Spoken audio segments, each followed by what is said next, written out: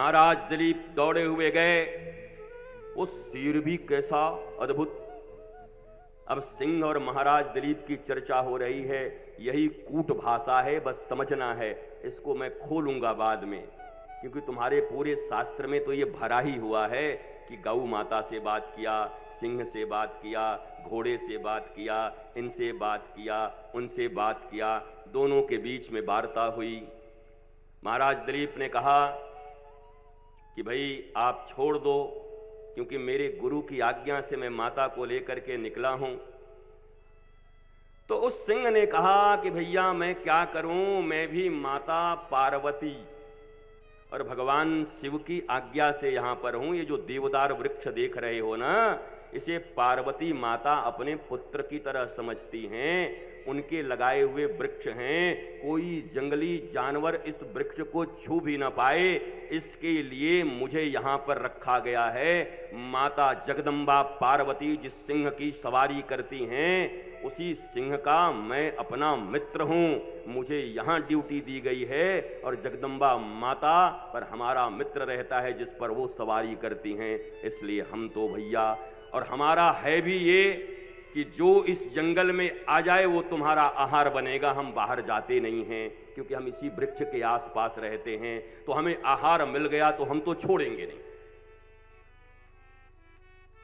महाराज दिलीप ने कहा हम तो ये होने नहीं देंगे, हमारे इष्ट की आज्ञा है, माता नंदनी को कोई छू भी नहीं सकता। कहते दोनों में चर्चा हुई, अंत में कहा अगर माता पार्वती और शिव की आज्ञा है, तुम अपने इष्ट का आज्ञा पालन करो, मैं अपने इष्ट की आज्ञा पालन करूंगा। तुम्हें तो मांस ही चाहिए खाने के लिए, तो नंदनी माता को छोड़ दो और मैं तुम्हारा आहार बनने के लिए तैयार हूं।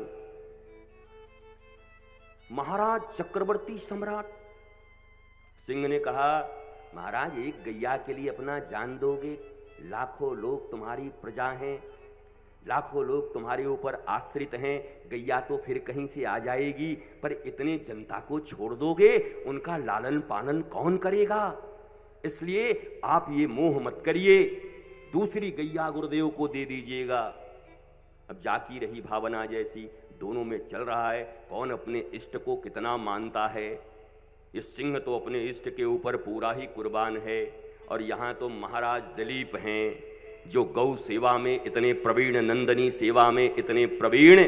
और मैं आज आपको एक बात आगे तो बताऊंगा ही, एक बात याद रखो, महाराज दिलीप जैसे गुरु सेवक, गौ सेवक, जिन्होंने महाराज वशिष्ठ अपने गुरु के कहने पर एक गौ माता के लिए अपने चक्रवर्ती सम्राट पने को छोड़ करके अपने मांस तक को देने को तैयार हो गए, वो महाराज दिलीप के ही वंश में रघुनाथ का उदय हुआ।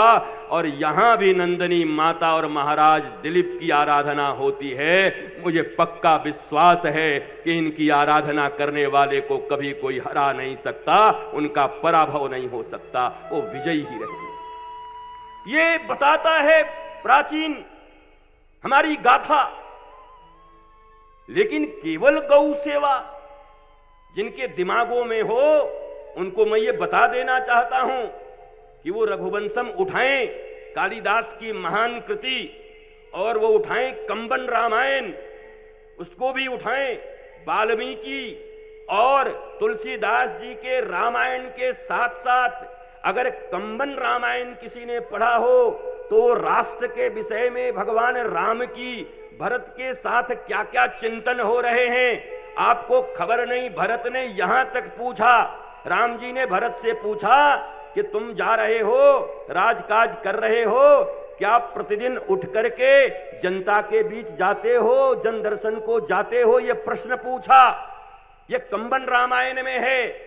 बोला हाँ मैं जाता तो हूं कभी कभार। बोला नहीं, आलस्य मत करना, क्योंकि 12 वर्ष की आयु से मेरे पिता दशरथ जी ने मुझे ये आदत लगाई थी कि जब मैं 12 वर्ष का हुआ तो जन दर्शन के लिए मैं जाता था। प्रतिदिन ब्रह्म मुहूर्त में उठ करके अपने क्षेत्र की जनता के बीच जाकर के उनके दुख और सुख को जान करके अपने पिता श्री महाराज जी को आके बताया करता था।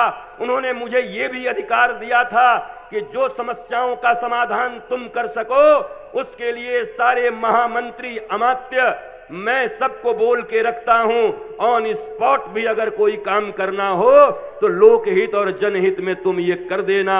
और मैं यही चाहूंगा प्रतीक और कर्णभूषण से कि ये दोनों भी ऐसे ही लोगों के बीच रह करके ऑन स्पॉट उनकी समस्याओं का समाधान करें, तक क्योंकि ये महाराज दिलीप की भूमि है, नंदनी माता की भूमि है। वो जनता के बीच और रहते भी हैं, सबके बीच रहते और जाएं, प्रातः ही उठ करके जाएं। बहू नाराज ना हो जाए हम पे। वो नाराज क्यों होगी? वो तो हमारी बेटी है, हम इस घर के सबसे बड़े हैं, तो हमारी तो आज्ञा चलेगी ही। पर मुझे पता है दोनों बहुएं भी इस कुल के यश और कीर्ति के लिए और लोगों के लिए। राजश्री तो वृंदावन आई भी थी, डॉक्टर से तो हमारी बातचीत भी हुई है, उनके हृदय में भी वही भावनाएं हैं जो भावना यहाँ है लोगों के लिए, जनता के लिए। वो होता ही होगा ही, वो घर में प्रवाहित होगा और करना ही चाहिए। और सुनो, जय जयकार नहीं है ये किसी की, जो कुछ नहीं होता होगा वो आज्ञा है। ये मत समझना कि आ गए जय जयकार कर रहे हैं महाराज जी को, लगता है बड़ा बंडल मिलेगा, बंडल लेके जाएंगे। जो नहीं करते, जो नहीं हो पा रहा, उसके लिए आज्ञा देने का भी गुरु रूप में मुझे अधिकार है। वो आज्ञा दे करके जा रहा हूं कि ये कर्म होना चाहिए, लोकहित के लिए कर्म होना चाहिए। महाराज दिलीप अपने प्राणों को उत्सर्ग करने को तैयार हो गए। पर रघुवंशम में वो कह रहे हैं कि तुम अपने इष्ट की बात सुन रहे हो सिंह, लेकिन मेरे इष्ट मेरे गुरु हैं। रघुवंशम में लिखा है मेरे इष्ट मेरे गुरु। और मेरे गुरु वशिष्ठ ने कहा है कि नंदिनी माता की सुरक्षा और इनकी सेवा प्रतिपल करना मेरा धर्म है, इसलिए मैं मिट जाऊं, पर मैं मेरे गुरु के दिए हुए वचन को छोड़ नहीं सकता। बस वहीं पर ये जो सारी माया रची गई थी, न कोई सिंह था न कोई मामला था। माता पार्वती और शिव खड़े हो गए और कहा ये तो रचना रची गई थी, आपके गुरु भक्ति और नंदिनी माता की भक्ति का परीक्षा लिया जा रहा था। राजा दिलीप, महाराज दिलीप खड़े उतरे